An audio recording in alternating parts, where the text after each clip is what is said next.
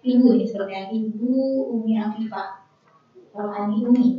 Jadi gimana nih Pak, biar bisa saya tidak tahu trik apa namanya yang jitu ya, tetapi menurut pengalaman saya sebaiknya ketika kita membaca buku atau definisi terkait apakah pengertian statistik itu menurut bahasa saya itu cocok dengan nanti statistik yang disampaikan oleh beberapa ahli dan literatur lainnya misalnya. Nah, sehingga kalau kita memahami konsepnya, konsep dari buku referensi, maka sederhana. Jika kita menjelaskan dalam bahasa yang sederhana, plagiarism itu kan karena adanya kombinasi-kombinasi yang mirip ya. Nah, kalau gitu ya, probabilitasnya akan jauh. Apalagi kalau kita membaca konsep bahasa Inggris katakanlah.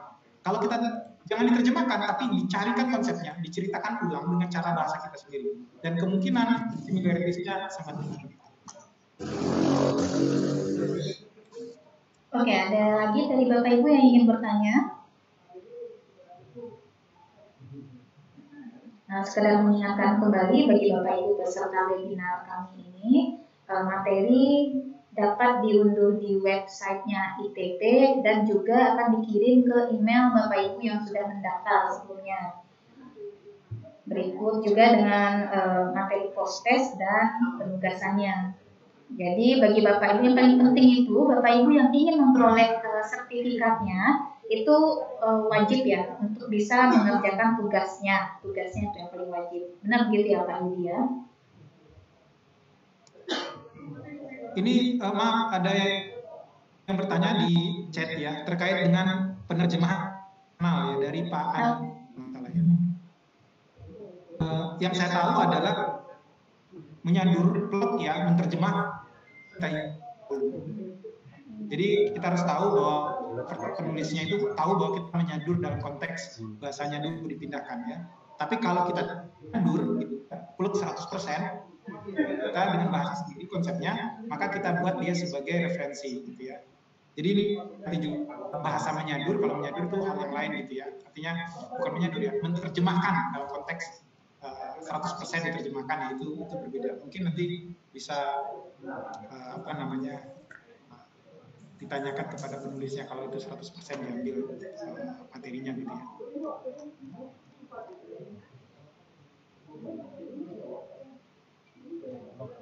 Ini yang di bagian chat juga ada pertanyaan Pak dari Ibu Raida Mahira. Beliau bertanya, apakah ketika dalam proses pembuatan bahan buku ajar tersebut harus melakukan penelitian terlebih dahulu terkait dengan topik buku ajarnya, gitu, sehingga bisa dijadikan penelitian atau pengembangan lanjutan.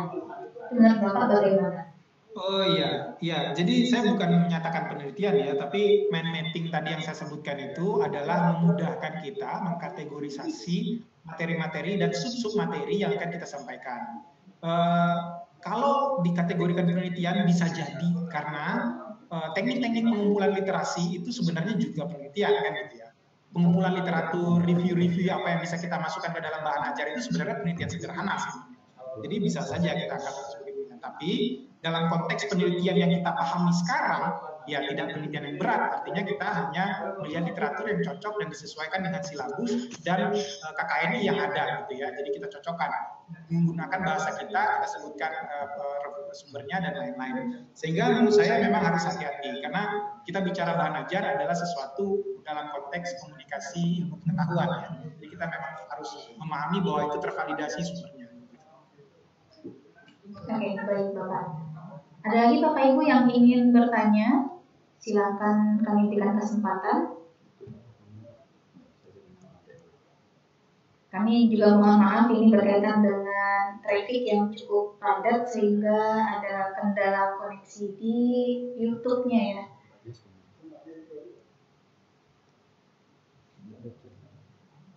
Oke. Nah, jadi intinya itu di buku ajar ini semua itu berkaitan dengan silabus mata kuliah yang kita miliki gitu ya Pak ya. Dan tentunya harus sesuai dengan peraturannya KKNI.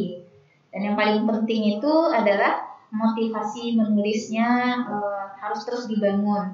Dan tentunya biar bisa menulis bukunya itu minimal 1 tahun ada 1 buku biar konsisten menulis. Seperti tips yang disampaikan Bapak Wahyudi tadi, itu bisa dicicil 1 paragraf itu 1 hari. Itu mungkin salah satu klik di bukunya ya Pak ya. Ya, yang penting dimulai gitu ya. Nah ini ada Bapak Ibu yang kebetulan kami juga melaksanakan webinar bareng gitu di kampus ITB, di aula ITB. Bagi Bapak Ibu yang ingin bertanya bisa, ada yang ingin disampaikan pertanyaannya?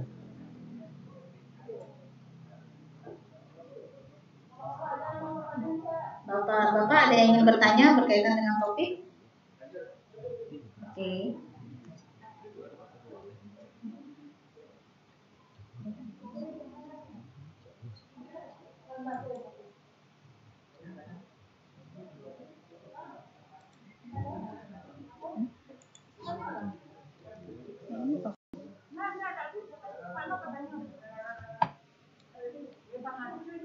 Apa Pak? Jadi Pak?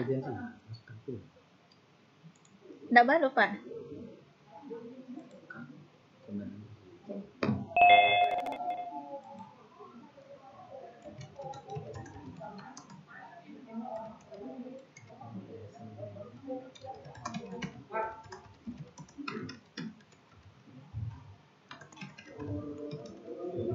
Wait, Andy. Your internet connection is unstable. Your internet connection is unstable.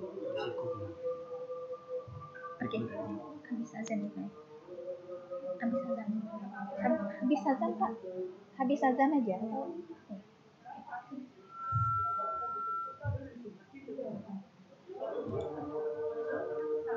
Lanjut aja Pak. Oke Bapak Ibu, Ya, baik. kayaknya sepertinya down servernya kayaknya atau jaringannya ya. Mungkin Bapak Ibu Iya benar. ada yang bertanya, silakan. Ya ini ada yang bertanya Pak dari kampus Institut Teknologi Padang. Kebetulan kita sedang melaksanakan dari Bapak dari Bapak Noviandi Handra, silakan Bapak. Ya, baik. Terima kasih moderator Bu Ana. Untuk Pak pembicara Pak Dr. Wahyudi, saya ingin bertanya. Saya ada dua. Yang kedua buku ini ini masih dalam lingkungan di lingkungan kampus atau ITB. Kemudian bagaimana cara agar kedua buku ini yang dalam bentuk SBL ini kita sebarkan atau kita distribusikan artinya keluar dari kampus. Nah, apakah ini harus melalui suatu agen atau percetakan yang lebih besar atau bagaimana caranya? Saya pun juga tidak tahu. Mungkin bisa minta masukan dari Pak Firman, Pak Wahyudi David. Terima kasih. Oke, baik. Terima kasih banyak Bapak Nov atas pertanyaannya. Baik, bisa saya langsung saya jawab ya? Iya, bisa langsung Pak. Pertanyaan Pak Nov ya?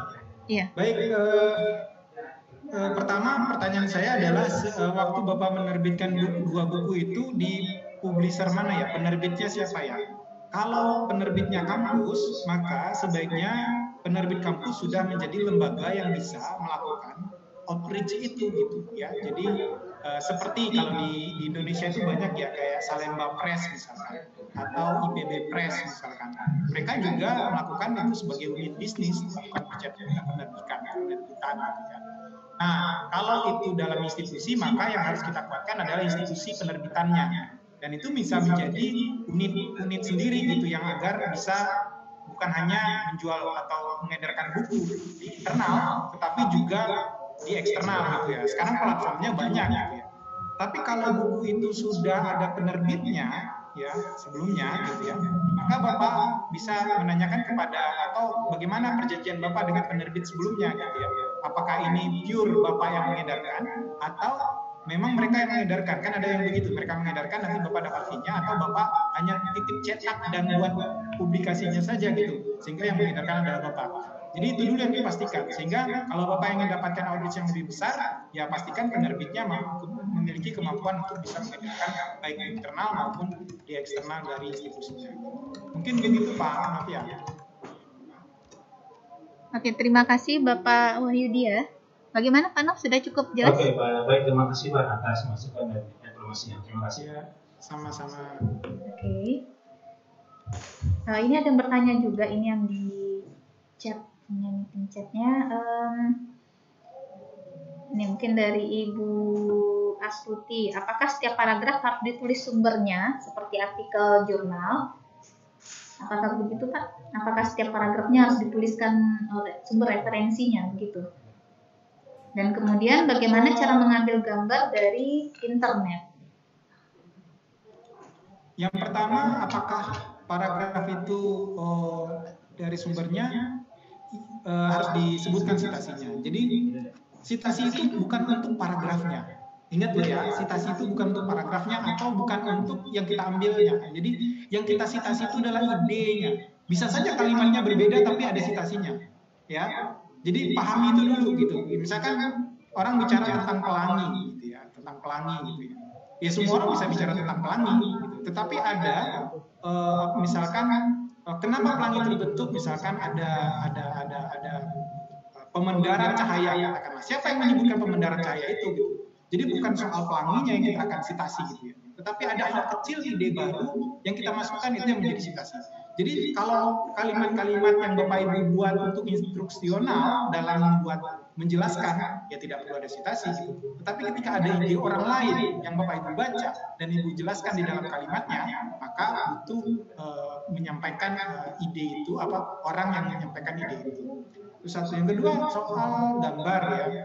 Gambar, memang ada gambar yang free di internet, ada free, boleh kita ambil, kemudian kita publis. Tetapi banyak juga yang kita harus minta izin. Ya. Sebaiknya kalau menurut saya, ya karena kita ya kalau bisa gambarnya jangan diambil deh. Gitu. Kalaupun kita terpaksa kita minta izin, kemudian kita tuliskan sumbernya dari mana gitu ya. Tapi sebaiknya memang kita buat sendiri atau kita reproduce sendiri. Ya.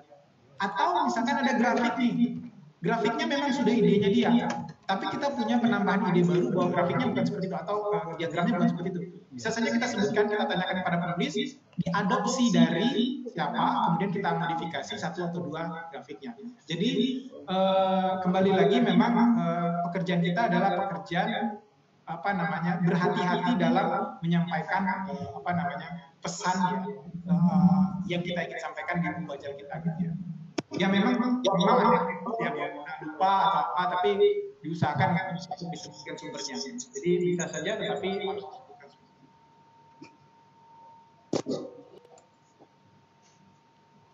Oke, baik, terima kasih Bapak Idi. Ini ada pertanyaan Bapak dari salah satu dosen di ITP, Ibu Reni. Dipersilakan Ibu. Assalamualaikum warahmatullahi wabarakatuh, Pak Wahyudi. Waalaikumsalam warahmatullahi wabarakatuh. Waalaikumsalam. Terkait dengan pertanyaan sebelumnya, kalau misalnya kita mensitasi formula, contohnya kalau di elektro itu misalnya hukum Ohm. Hukum Ohm itu kan sebetulnya kalau kita marifat kan sudah banyak referensinya Pak.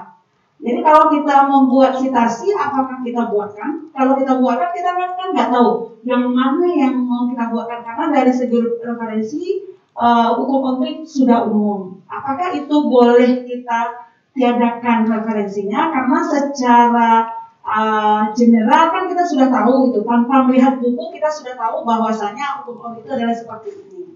Apakah perlu kita buat citasinya atau tidak kita buat citasinya kalau untuk formula? Baik, Oke, terima kasih Pak. Saya kembalikan lagi ke saudara moderator. baik, Oh terima iya, kasih Bu Reni. baik. Terima kasih Bu Reni atas pertanyaannya. Ya, memang ada beberapa yang sudah general gitu ya. Misalkan seperti hukum-hukum yang kita ketahui, memang semua orang bisa tahu gitu.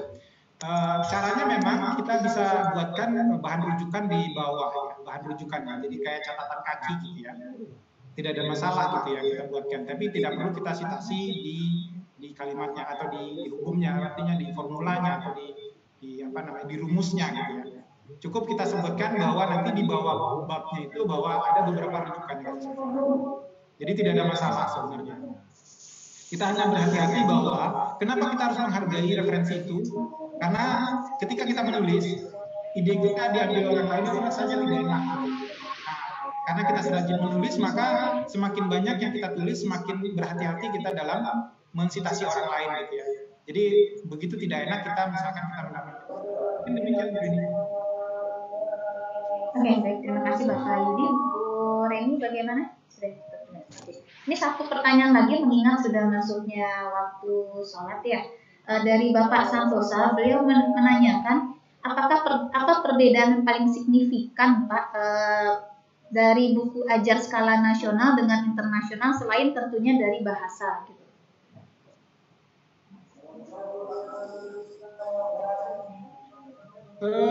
Sebenarnya sih terkait dengan silabusnya saja sebenarnya Bu. Jadi tadi siapa yang bertanya ya? Siapa yang bertanya? Ini yang penanyanya itu dari YouTube ya Pak, chat di YouTube Bapak gitu ya. Saya lihat itu. Jadi dari ininya apa namanya readernya ya. Jadi misalkan di ilmu teknologi pangan misalkan itu ada buku ajar yang skalanya internasional dipakai sebagai rujukan untuk belajar. Nah, pembacaan. Jadi lagi-lagi itu terkait dengan silabus yang diakomodasi di buku ajar tersebut gitu ya. Jadi tidak semua, misalkan kayak beberapa mata kuliah itu di Indonesia itu menjadi beberapa mata kuliah gitu ya. Sementara di luar misalkan itu menjadi satu mata kuliah full gitu ya. Nah ini terkait dengan bagaimana kita sinkronkan antara buku ajar yang memang standarnya adalah internasional dengan yang nasional. Jadi itu terkait dengan silabus dan standar yang dilakukan di masing-masing negara saja. Sebenarnya itu. Oke, baik. Terima kasih Bapak Yudi. Saya harus mengakhiri ya sesi tanya jawabnya Bapak Ibu ya, dan juga sesi webinar yang pertama. Jika Bapak Ibu ada yang ingin bertanya kembali terkait dengan penjelasan untuk menerbitkan buku ajar yang bisa diakui skala internasional, bisa langsung kontak Pak Wahyudi Davidnya. Nanti emailnya kami berikan di materinya, ada ya Pak ya, di slide materinya. Kemudian kami informasikan juga kepada Bapak Ibu yang akan mengerjakan podcast dan tugas, materi akan segera kami kirimkan via email dan juga akan segera kami upload di website ITP.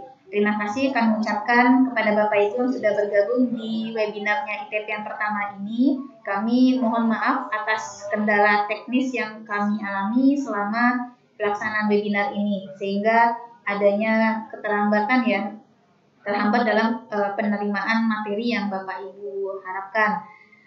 Demikian yang dapat kami sampaikan. Terima kasih sudah bergabung. Selamat sore Bapak Wahyudi. Mudah-mudahan next time bisa webinar kembali ya Pak ya. Baik ya. Oke, saya Nasyarani mohon diri. Assalamualaikum warahmatullahi wabarakatuh. Waalaikumsalam warahmatullahi wabarakatuh.